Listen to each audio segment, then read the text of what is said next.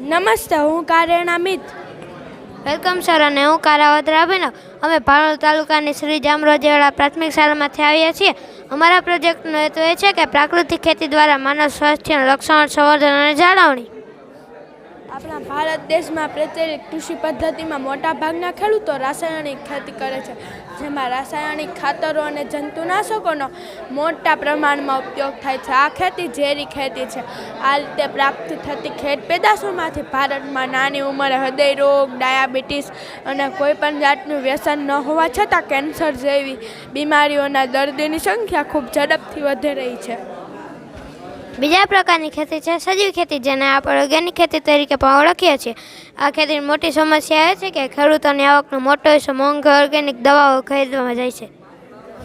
ત્રીજા પ્રકારની ખેતી એટલે પ્રાકૃતિક ખેતી, જે ભારતની સૌથી જૂની કૃષિ પ્રણાલી છે, જેને ઋષિ કૃષિ પણ કહેવામાં આવે છે. આજે અમે અમારા આ પ્રોજેક્ટ દ્વારા પ્રાકૃતિક ખેતી કરવા કઈક બાબતોનો ખ્યાલ રાખવો તે સમજાવીશું.